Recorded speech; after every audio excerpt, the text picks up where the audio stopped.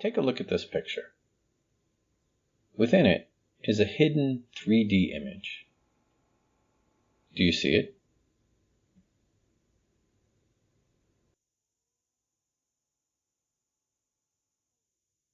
Take your time.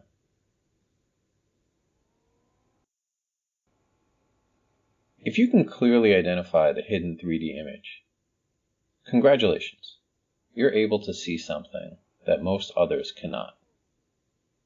However, if you are among the majority of people who cannot see the hidden image, you have a choice.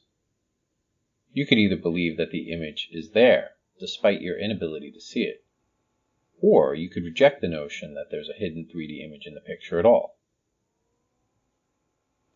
The religions of the world were founded by various prophets, visionaries who had an awareness of things that others did not. Among them are the rishis of ancient India, Abraham of Genesis, patriarch of Judaism, Christianity, and Islam, and Siddhartha Gautama, Buddha. These prophets succeeded in convincing those around them to believe in their respective visions of the divine or of some hidden truth, and to have faith in their methods for developing a deeper awareness of this hidden reality. You may believe that having blind faith in such prophets is misguided.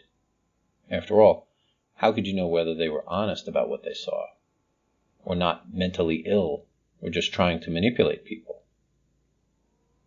When it comes to the divine, it is often said that seeing is believing. But what if you cannot see?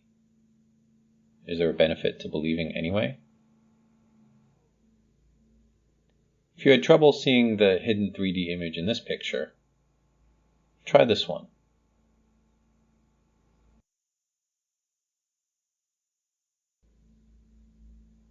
Is this one any easier for you?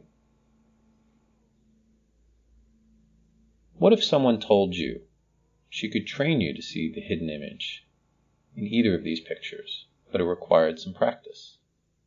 Would you have enough faith to invest your time and efforts? Only about 2 in 10 people that I know are able to see the 3D images in either of these pictures. Among those who can't see them, some choose to believe that a hidden image is there despite their inability to see it, while others believe that it's all a hoax. Is it any different with God and the other mysteries of existence? When we cannot see or understand something ourselves, we have no other option but to rely on our faith in others. If we feel that another person is trustworthy, we will likely find reasons to believe that person, regardless of whether he or she is telling us something about the existence of God, the presence of a hidden 3D image, or the safety of a vaccine. This poses a dilemma, and there is room to err on both sides of this dilemma. As you may have found in life, it is not always the best approach to evaluate the validity of an argument based solely on the reputation of the person making that argument, regardless of whether that person's reputation is terrible or impeccable. When we do, this is sometimes called the ad hominem fallacy, or the argument from authority when it's positive. Rather than simply having blind faith or disbelief in a single person, it is better to evaluate the validity of each person's claims yourself and come to your own conclusions. But what if you haven't had the training or direct personal experience with something to evaluate it yourself? Dilemmas of this sort led Blaise Pascal, the 17th century French mathematician, to offer his famous wager to help people make rational day-to-day decisions in the absence of knowing for sure whether God actually exists. Is there a psychological benefit to believing in God, the existence of the soul, or some sort of existence beyond this current life, even if one doesn't see any immediate evidence? In the 1997 film, Life is Beautiful, Roberto Benigni plays a Jewish-Italian shopkeeper during World War II named Guido, who was sent to a concentration camp along with his young son, Giuseppe. In an effort to save Giuseppe's psyche from the horrors of the camp.